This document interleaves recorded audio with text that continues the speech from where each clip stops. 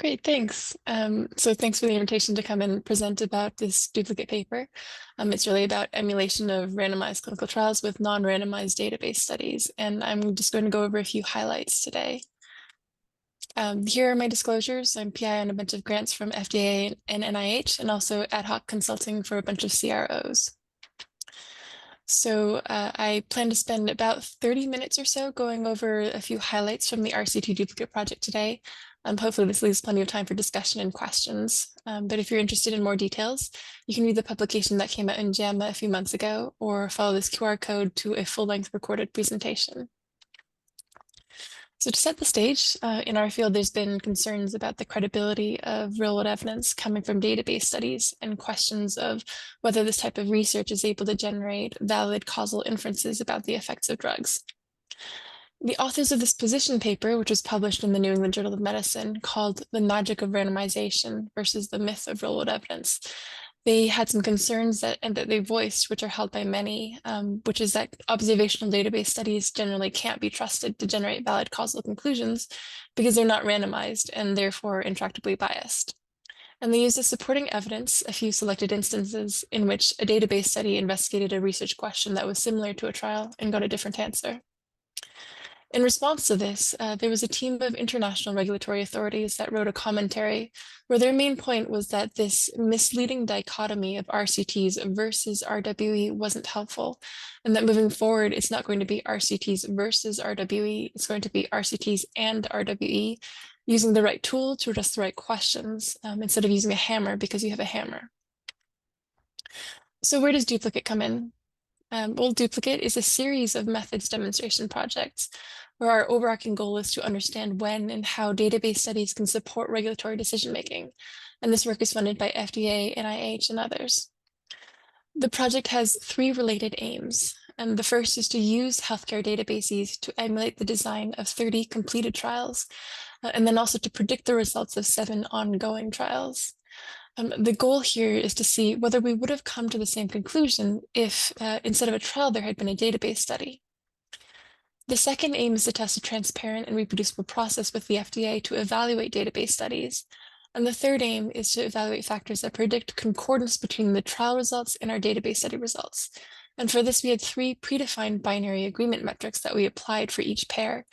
We also used correlation coefficients to summarize agreement across the trial emulations. Now, in more typical use cases, when designing a database studies, the investigator would be able to think about a hypothetical target trial that would address the question of interest, and then consider data and design elements to see if it would be feasible to do a database study that mimics that particular hypothetical target trial, and then tweak the parameters of both the target trial and the database study as needed to arrive at a study design that asks a relevant question and is feasible with real-world data. Now, in contrast with the more typical use case, the target trial for duplicate emulations was not hypothetical. It was a real published trial. But some elements of trial design may not be emulable in a database study. So the hypothetical trial that we ended up being able to target in the database study may diverge from the actual trial. And when this happens, both the study questions and the true effects may be different in subtle ways between the trial and the database study.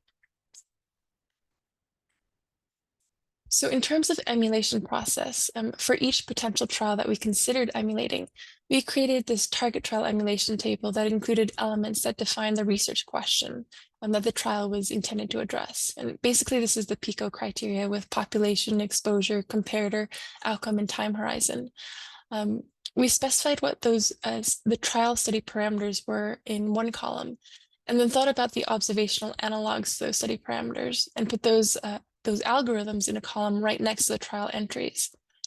We then color-coded each entry based on how well we felt the observational analog was able to emulate the trial parameter.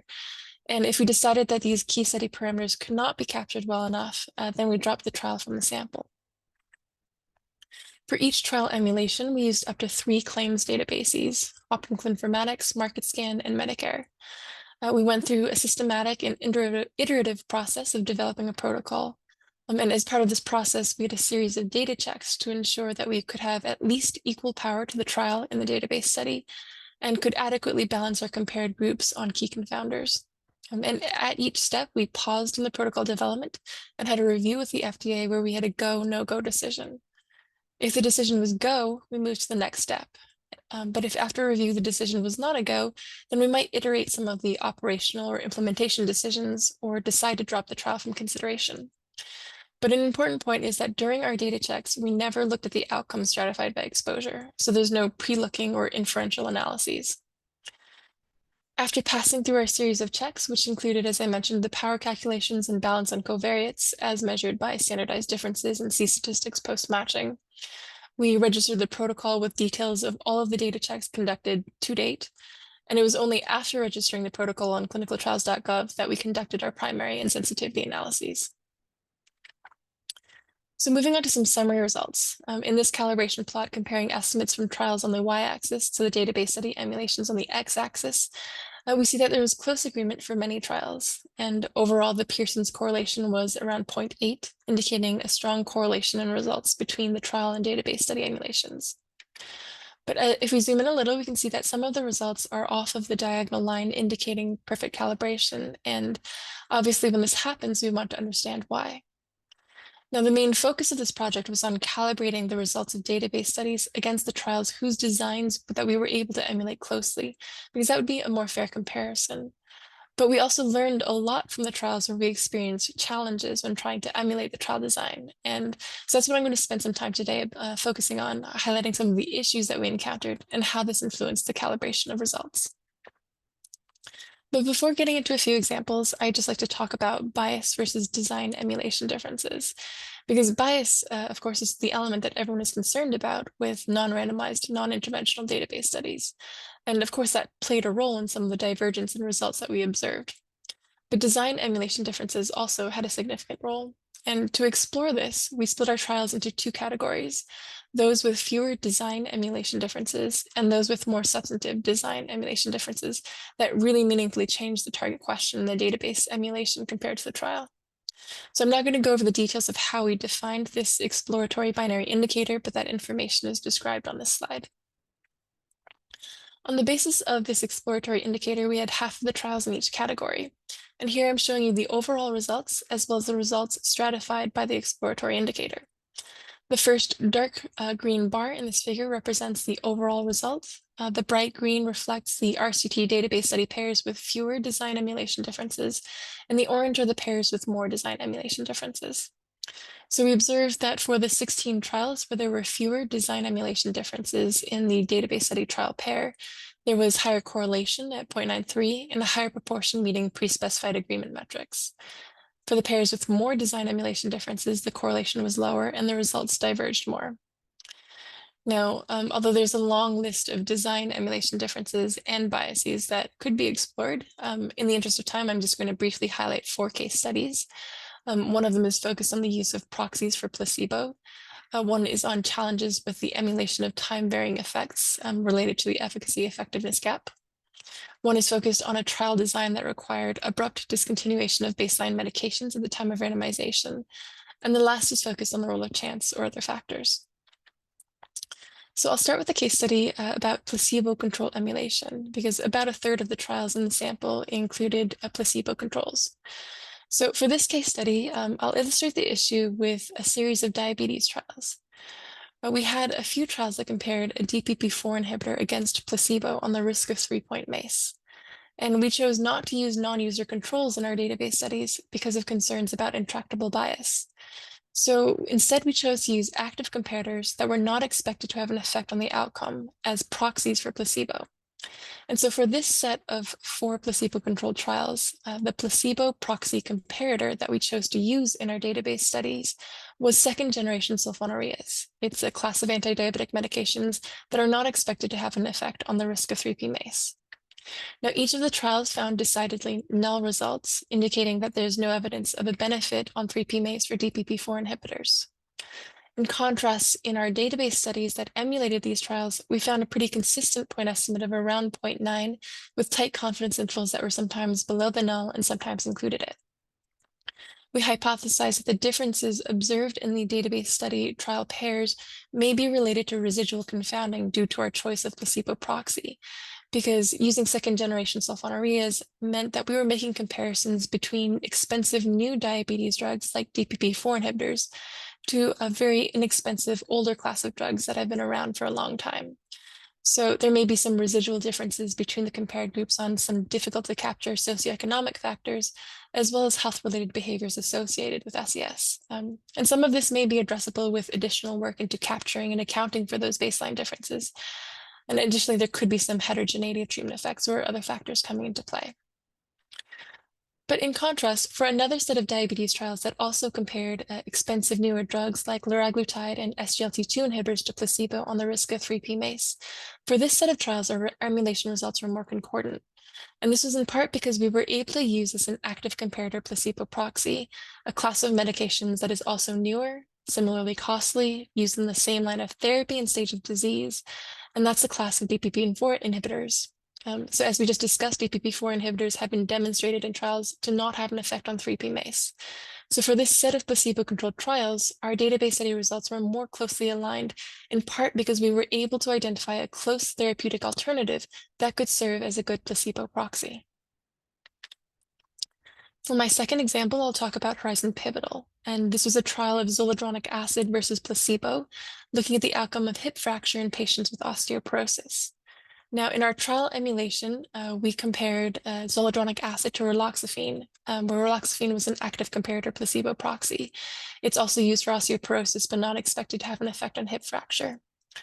Now, for this, we actually hit each of the 3 predefined binary agreement metrics, but you can see in this plot that Horizon Pivotal, the one in the circle, was one of the trials where the result was furthest from the diagonal line, indicating perfect calibration. Now, Horizon Pivotal had 36 months of follow-up, and the hazard ratio over this time frame was 0.59. In the primary analysis of our database study, the median follow-up was 18 months, so half the duration of the trial, and we obtained a hazard ratio of 0.75 over this time frame. Looking at the cumulative instance plot for Horizon Pivotal, we can see that it appears that there may be time-varying hazards, possibly with greater separation later in follow-up. But we don't know what the hazard ratio at 36 months would have been in the database study because so few people remained on treatment in clinical practice. But using this plot, we were able to calculate the estimated hazard ratio for Horizon Pivotal at 18 months. So we could have a more comparable window of follow-up between the trial and the database study. And at 18 months in, the hazard ratio for the trial was 0.75, which matches what we observed in the database study. So for Horizon Pivotal and several other trials in our sample, there was this design emulation difference that was related to time-varying effects of treatment observed in the trial with long follow-up, coupled with very short time on treatment in clinical practice. And as we saw in this example, when we correct for this design emulation difference, it resulted in an estimate that was much more closely calibrated. So some of the take-home messages here are that it can be really challenging to use clinical practice data to replicate findings from trials when the effect of the drug is delayed or time-varying, because patients in clinical practice just don't stay on therapy that long. And a corollary of this, which I think we already all recognize, is that patients in clinical practice may not experience the full benefit of a new therapeutic, the full benefit that's observed in a highly explanatory trial. For my third example, I'm going to discuss this issue of abrupt discontinuation of maintenance therapy at the time of randomization. This is an issue that we saw with several of the asthma or COPD trials, where these trials often mix the effects of randomized drug therapies with the effects of abruptly discontinuing baseline maintenance therapy at randomization. And that abrupt discontinuation is an element of the trial design that we're not able to emulate using clinical practice data. This design choice can either exaggerate or mask the effects of compared therapies, as we'll discuss in more depth in the example. So to show you the effects of these emulation differences, I'm going to walk you through one of the asthma trial emulations. This one is the D5896 trial, which was an asthma trial published in the New England Journal of Medicine in 2016. It was a non-inferiority trial that compared an inhaled corticosteroid alone to an inhaled corticosteroid combined with a long-acting beta agonist.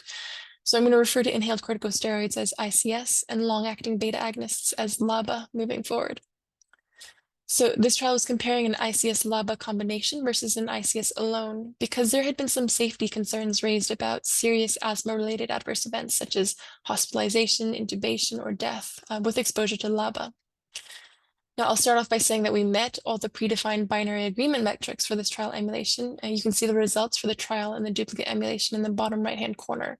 There was null results in both the trial and the database study. But if we dig in deeper, there could be some interesting stuff going on that isn't readily apparent on the surface.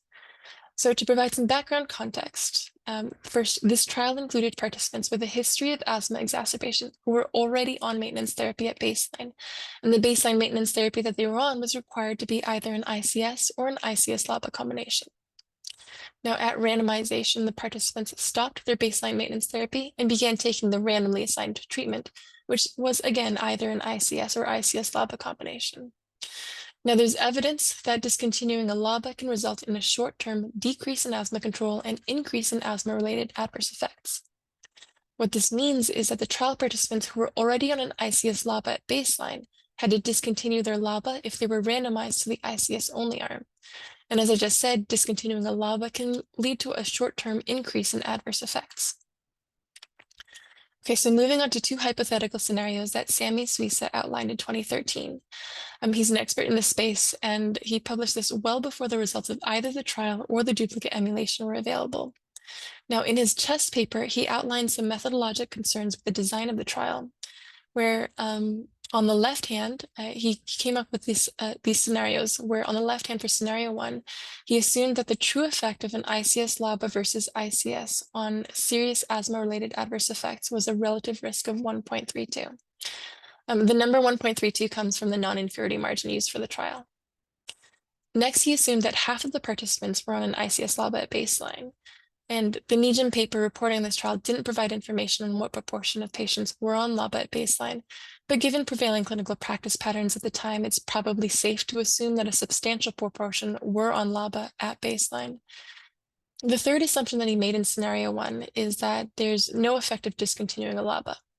Now, under these three assumptions, the observed relative risk from the trial would be 1.32 because the relative risk would be the same in participants with and without baseline LABA use. Both strata would have a relative risk of 1.32, and that's shown in this 2x2 table. Now, in the second scenario, he again assumes that the true effect for ICS-LABA versus ICS is 1.32, and that half of the participants were on LABA at baseline. But this time, he assumed that the effect of discontinuing a LABA would be a 50% increase in the risk of adverse effect. And this was based on estimates from meta-analyses of other trials. Now, under this set of assumptions, we'd expect the addition of 50% more outcomes only in the participants who were previously on LABA maintenance therapy and randomized to discontinue it because they were randomized to the ICS-only arm.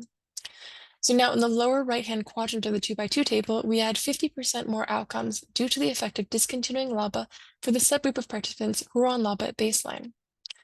Now, under the assumptions of scenario 2, the overall trial estimate will mix the effect of randomization to ICS-LABA versus ICS alone with the effect of discontinuing LABA. And the mixing of effects under these assumptions would result in an apparent relative risk of 1.05. Now, in our trial emulation, we weren't able to emulate the abrupt concurrent discontinuation of baseline LABA-containing therapy at the time of initiation of the therapies of interest. But in our cohort, only 4% of patients were on a LABA before they initiated treatment with either the ICS or ICS-LABA of interest in this trial. So we didn't really have to deal with the issue of discontinuation effects in our database study cohort of initiators. So I'll again direct your attention to the results from the trial, which are quite close to the estimates that Sami produced in 2013 under the assumptions for scenario 2, where the effect of randomization is mixed with the effect of discontinuation. The point estimate is 1.05 versus 1.07. I'll also point you toward the results from our emulation of the trial, where there was little discontinuation effect because almost no one was on a LABA at baseline. And you can see how closely the point estimates track with scenario 1, 1.38 versus 1.32. Now, that said, the results of the trial and the database study emulation are highly overlapping with wide confidence intervals. So we could look at our results and be satisfied with meeting all three predefined binary agreement metrics. Or we could look at the results and say that the small differences in point estimates is probably due to chance. We could say that the small differences could be due to residual confounding because in the database study, we're comparing patients who initiate combination therapy to patients who initiate monotherapy, and those patients may be sicker. But it is also possible that these small differences in point estimates could be partially explained by differences in the design of the trial and the database study. If the trial design required abrupt discontinuation of LABA therapy for a large proportion of trial participants, this would have mixed those effects of randomization with the effects of discontinuation. So chance, confounding, and design emulation differences can all play a role here, and it's very difficult to disentangle those, especially when the results are pretty close. But it is interesting to think about how those elements of trial and database study design could be leading to the targeting of very subtly different questions. Okay, last case study. I'm just going to revisit the initial calibration plot that I showed you at the beginning of this presentation. This time I've color-coded the trials based on whether there were fewer versus more design emulation differences. And zooming in a little, you can see that the blue dots for the trials with fewer design emulation differences tend to lie closer to the diagonal line than the red dots for trials with more substantive design emulation differences. That is with a notable exception here, for this dot here represents Einstein PE. And to understand this dot, we also have to put it into context. We emulated a sister trial for this. It was Einstein DVT, for which Einstein DVT, our database study results were very close to those of the trial. Now, these two sister trials were virtually identical in design. Each compared rivaroxaban to warfarin on the risk of recurrent venous thromboembolism. The one difference is that one trial was focused on enrolling patients that presented with pulmonary embolism, and the other on enrolling patients presenting with deep vein thrombosis. But given the similar design, both were classified in the same category as having fewer design emulation differences.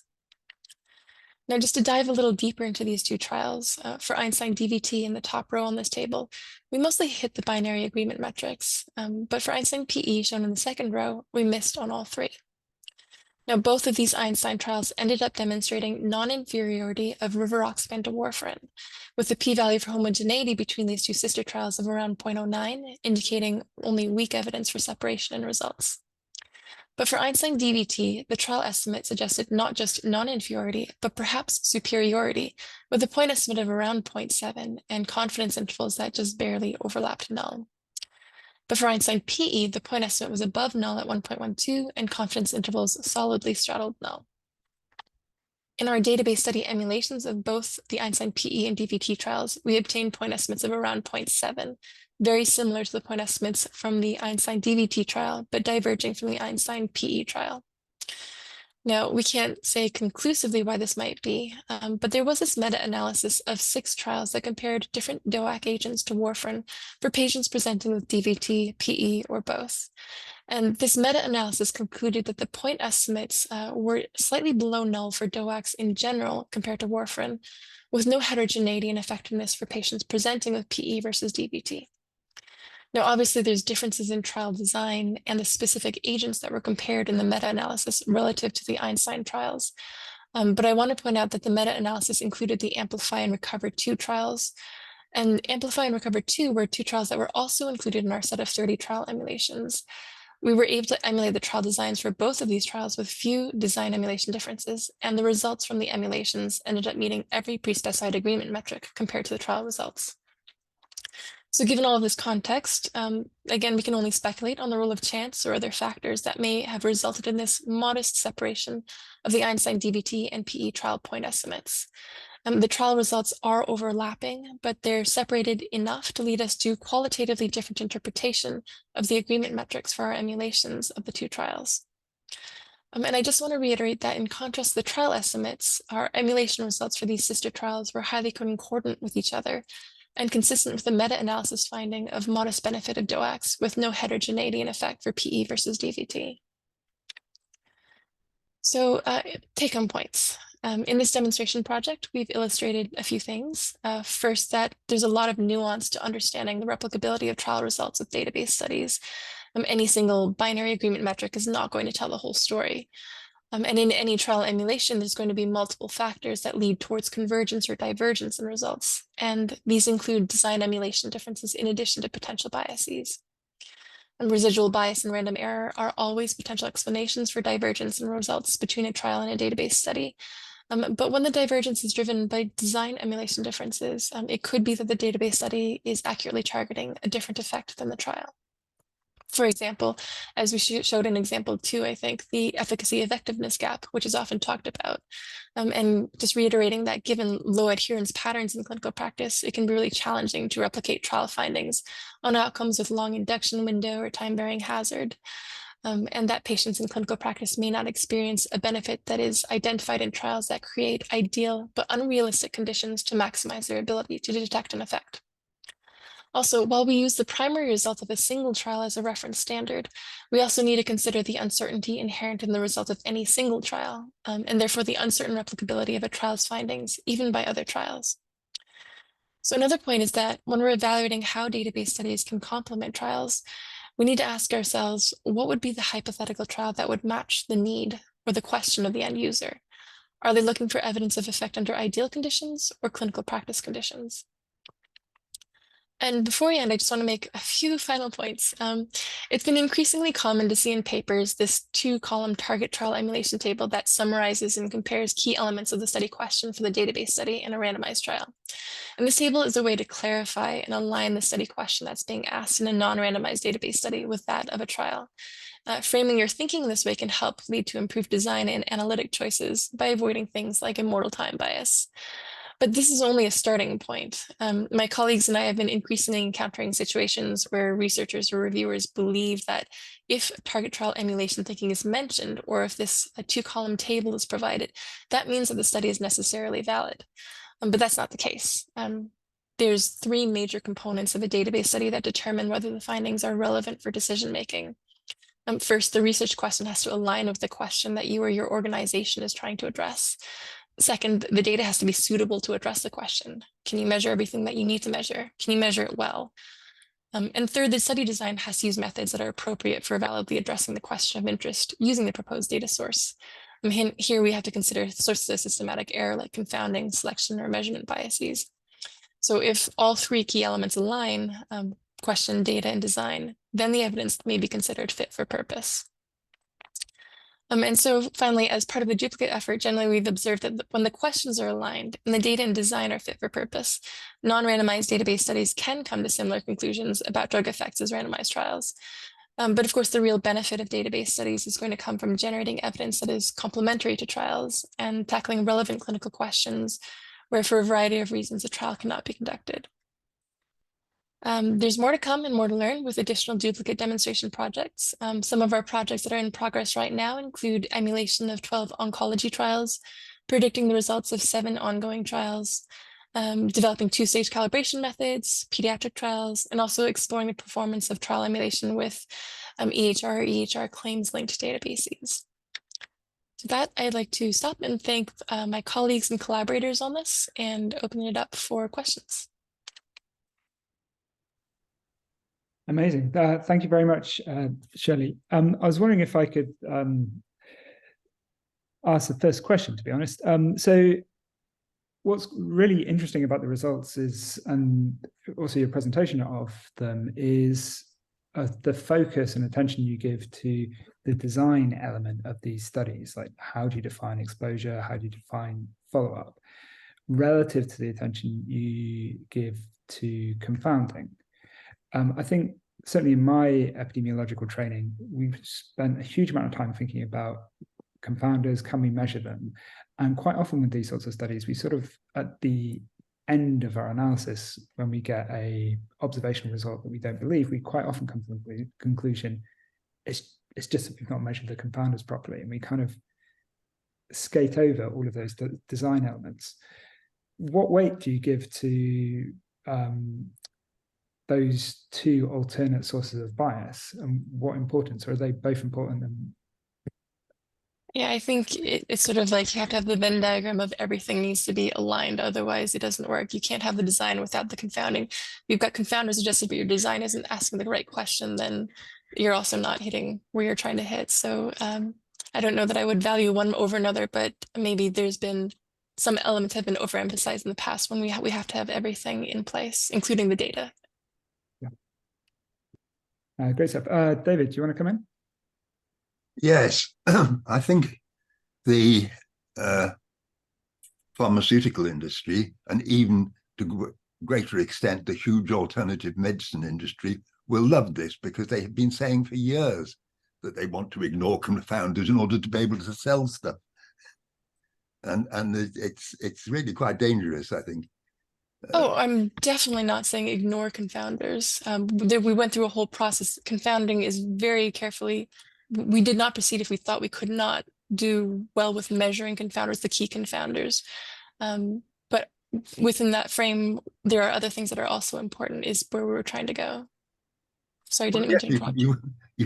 You measure the confounders, measure with error, of course, the confounders that you know about, but the whole reason for proposing randomization almost 100 years ago now was that you don't know all the confounders. This is fair, and that is partially trying to address through design. For example, where we saw with the diabetes trials, where we missed on the first set of 4 as compared to the second set. In choosing our comparator well, we were able to try and, through design, address some of the confounding, the unmeasured confounding, because of the similarity of how these people are being treated through indication, and the sort of equipoise between choosing a DPP4 versus SGLT2 at the time in these database studies, so that through that design, a lot of that unmeasured, potentially confounding is addressed. I don't see how you can address it without randomization. That's one of the most basic bit of statistics. If they're unknown, you can't allow for them, can you? That they may be I think the idea is that they may be unknown, but given that in clinical practice, the choice between one drug versus another is essentially a toss of a coin, that there aren't additional factors that may be driving you to choose one or another. If they are treated so similarly in clinical practice, and you know, for example, in the placebo control comparator thing, that one does not have an effect on the outcome that you're particularly interested in, that makes me less concerned than if you're taking something that is used quite differently, or has different indications, because then you have to try and account for those things through measured covariates, as opposed to through design. The unmeasured things are partially addressed because the drugs are used so similarly. Well, at least you say that they're only partially addressed, but that surely makes the non-randomized data unreliable if they're only partially addressed. I guess it is a judgment call how completely you feel, or how comfortable you feel in any given scenario.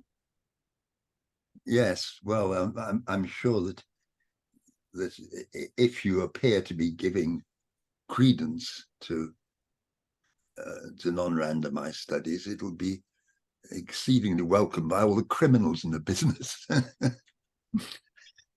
Well, I mean, just as an example here, there's how would you feel about this? So we have in our sample, there's 10 studies comparing different DOAC agents to warfarin for various indications, for atrial fibrillation, for venous thromboembolism, and things like that.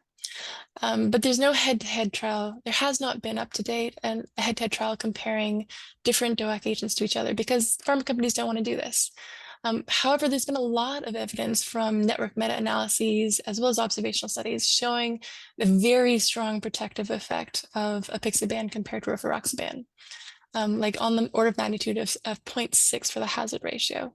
Now, there are now trials ongoing to evaluate apixaban versus rivaroxaban on the risk of major bleeding, in the face of a mountain of evidence of generally protective for this major safety outcome. Is there clinical equipoise here simply because there is no randomized trial evidence, or can other sources of evidence be used here to sort of inform how these drugs are used?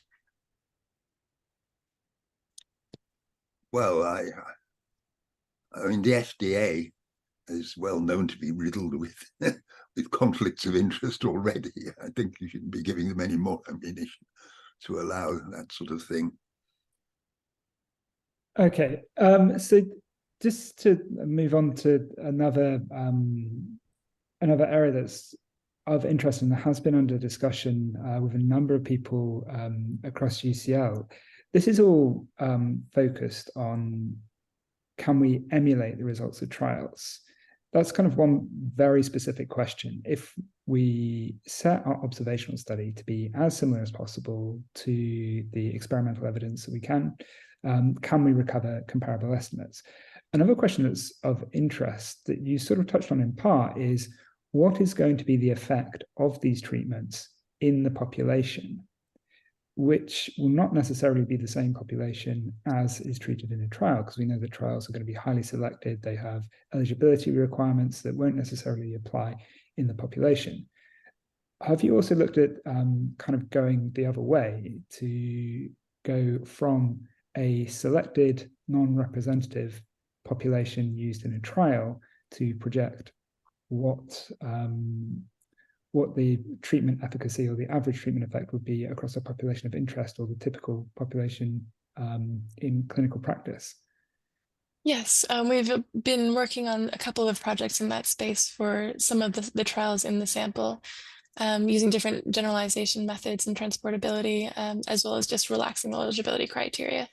And obviously, there's different, if you look at absolute risk versus relative risk, sometimes the degree of concordance is going to look a little bit more different because the patients treated in clinical practice may be sicker or healthier than the people who are enrolled when you're trying to get a very homogeneous population to be able to detect that effect.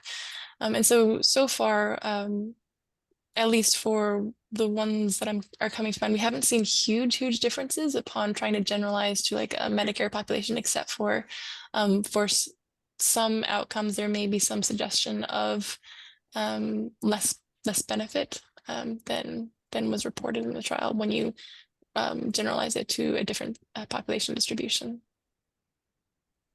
Interesting, thanks. So I don't know if there are any other questions from the floor. Tim, do you want to jump in? Hi, yeah, can you hear me? Good. Yes. Shirley, that was really interesting, and I think it's at least to an extent reassuring to see the agreement that you could see, and the fact that you could sometimes explain disagreements that you saw between target trials and what's the word, actual trials. I suppose the thing that I'm really curious about with this is, suppose we well, to what extent could you predict that a target trial would match the result of a trial, or what direction the discrepancy would be in? Because I suppose that the reason this could be reassuring is if we only have a target trial, can you predict how close it gets to what you would get with a trial, and when is it going to go wrong? Because I think that's a lot of people's concerns about target trials, that, you know, here you can calibrate really nicely. What about when you can't and you only have the target trial result? That's actually one of our new projects that we're working on. So I think you hit on an exactly point of interest. So obviously we've learned a lot through this process, things that we wouldn't have necessarily known at the beginning about thinking about when is it going to calibrate, when is it not. But what we're working on right now is sort of like this two-stage calibration process where you've got a first trial for a primary indication, and there's interest in seeking supplemental indication for a related outcome or a slightly different population. Now, if you can emulate the trial for the first indication and see what the net differences are there, and that's going to be a mix of chance, residual bias, as well as design emulation differences, but you can see how close you are and use that to inform the distribution of net differences that you would expect in your second database study for that new supplemental indication. Now, whether or not there's a second trial, you can use that to adjust, like how far would it have to be and how likely is it to be that far off before it would change your regulatory conclusion, and use that as a sort of sensitivity analysis. Thank you. Mm-hmm. Thanks. Thanks, Tim and Shirley. Sorry, I don't know your name, but you've Tudri. Okay. Yeah, yes, it's Wang speaking from MRC Clinical Trials Unit. Yes, thank you very much. That was a very interesting presentation, and the way you managed to put this in a very logical framework is very valuable. But my only comment and suggestion would be, of course, confounding is a major issue in observational studies, how we control for unobserved confounders. But in trials, we have other biases that we try to avoid. For example, we have blinding, and other issues that we try to take these approaches to reduce the degree of bias. These cannot be easily implemented, or at least I don't know how you can implement these within this context. So confounding, of course, is an issue, but it's not the only issue. There are other things that conduct-related issues, other issues that very extremely difficult, almost impossible to deal with in observational studies. But thank you very much. That was very interesting. You're absolutely right. There are many things that we cannot be emulated for, and including those procedures, extensive procedures in place to maximize adherence, which is just not going to be in place in clinical practice. And that's why we see so much shorter follow-up pretty much all the time in any of our database studies compared to what is seen in a trial.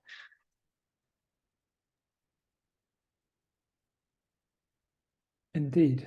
I was wondering about blinding, actually, whether particularly the way that you analyze it. And if you analyze your database study, you can, at the very least, blind the analyst, which is exactly what you outlined at the beginning of your talk, which does go some way to help with the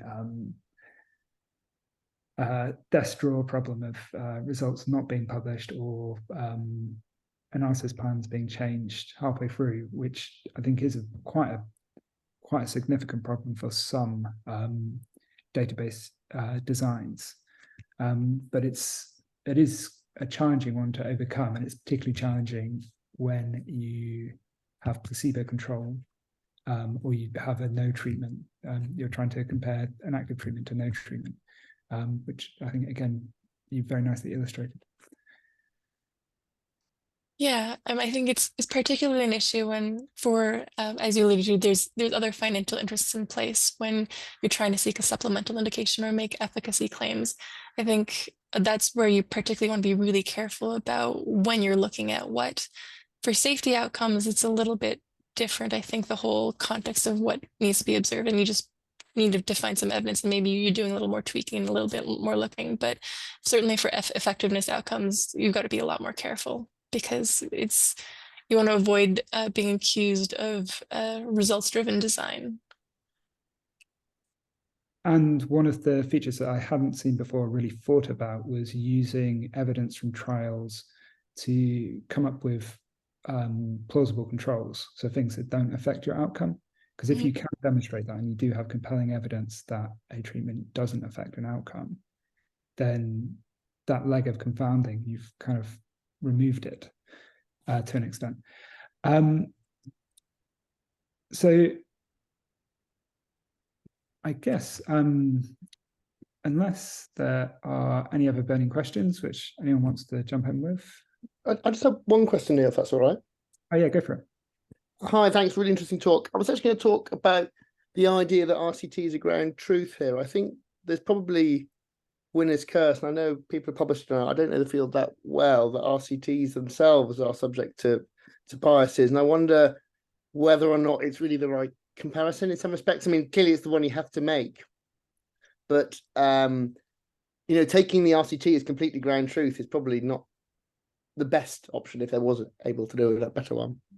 Yeah, no, I totally agree with that. And that's something we saw with the Einstein trials as well, where, sometimes trials don't agree with each other. And if you pick one that maybe if you did another trial, you aren't going to get the same results, and you treat that as ground truth, then you're kind of stuck. But if you have an alternative of something else to use as a reference standard, love to hear it. No, I haven't invented that yet, sorry. Yeah. But the winner's curse is going to apply to whatever method you use to look at things. I don't think that's essentially relevant. Is there an argument that for these studies and for these database studies, the way we should be thinking about them as epidemiologists and scientists is, if we can demonstrate that they reliably recover a causal effect for a specific treatment, then we can go and do downstream studies, we can go and investigate treatment effect heterogeneity, we can use the power of the sample size of these database studies to learn more about how we could use these drugs.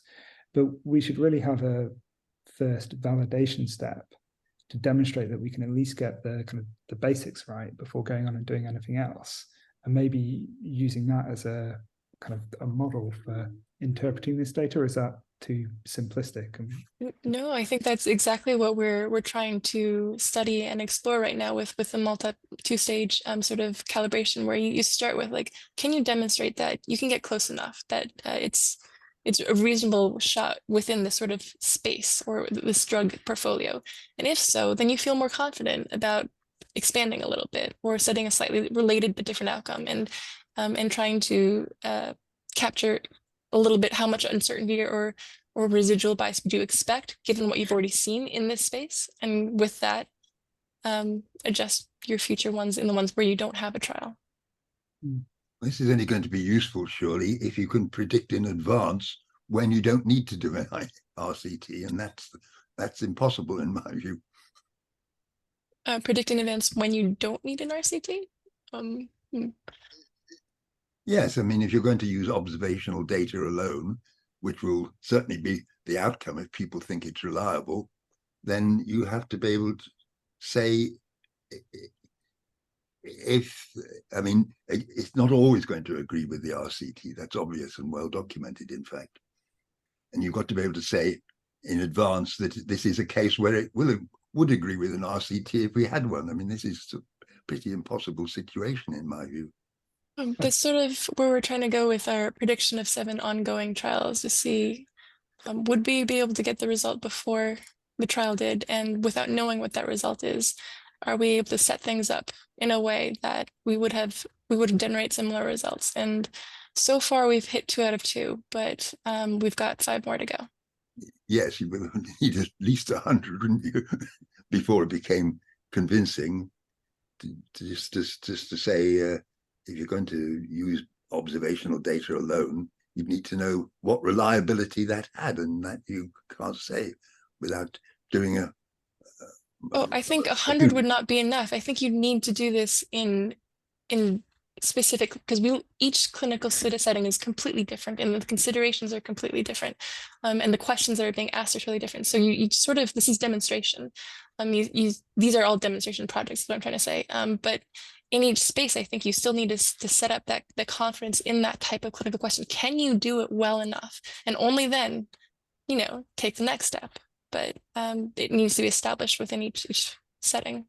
Well, yes, I agree. 100 wouldn't be enough, but you've got 2 so far, so that's not very, very convincing, is it? I don't think it's quite fair to say there's 2. I mean, in the paper that Shirley's published, that she's replicated 32 trials, and yeah, I think 100 would be great. More than 100, 1,000, however many we've got, that would be extremely informative for understanding how to use both experimental data and observational data. But it kind of speaks to this being quite a nice framework for understanding when these data sets are going to give us reliable evidence and when they're not. And as a path for future research and future projects, looks like something that we should definitely be doing more of. Well, why? Just do the RCTs, for heaven's sake. The principles were established years and years ago.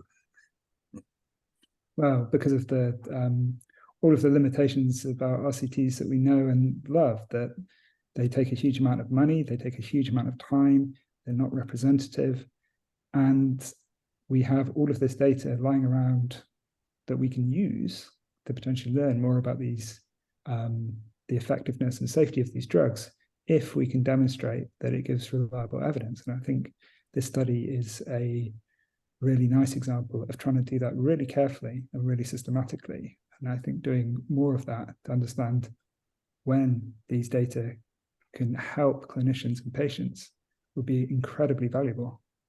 Yes, the other problem with large amounts of data is the Jeffreys-Lindley effect. Sorry, this is getting a bit statistical now. But are you aware of the Jeffreys-Lindley effect? That if you have enough data, you're bound to find a statistically significant effect, roughly speaking. Bayesian analysis doesn't suffer from that, or at least not to the same extent. But there's a huge danger of people producing significant effects that are absolutely trivial from large amounts of data. It is certainly possible, although there is also a lot of questions that you simply can't ask with an RCT because it's unethical or there's lack of incentives or other reasons. And in some of these settings, sometimes other sources of evidence can provide useful evidence to support clinical or policy decision-making. Like I don't think I was clear before about when I was trying to allude to this issue of apixaban versus rivaroxaban on major bleeding. Like 40% reduction in major bleeding from network meta-analyses from those trials, evidence from those trials, but just reanalyzed from other observational data sources, like really strong effects consistently over and over again. Now, in this setting, is it ethical to do a clinical trial comparing apixaban to rivaroxaban? If it is genuinely impossible to do a clinical trial, an RCT, then yes, you've got to, I suppose, to rely on what you have to guess the answer, essentially, and of course observational data might help with that, but it might mislead you. It very frequently has misled people. I think that the same could be said for RCTs. Not in the same extent, not to anything like the same extent. For heaven's sake, I mean, the whole purpose of RCTs was to avoid unknown confounders, and you can't do that with observational data. You just can't do it. It's pie in the sky, I'm afraid. Okay, well, that gives us a challenge. Thank you, everyone, for all of the interesting questions, and for Shirley, thanks so much for coming to present to us. It's a really fascinating paper, and I'm very much looking forward to seeing how this research agenda develops. And yeah, very much looking forward to seeing more. So thanks for coming. Yep, thanks for the invitation and the lively discussion. Thanks, Shirley. Have a great day. Bye. Thanks, everyone.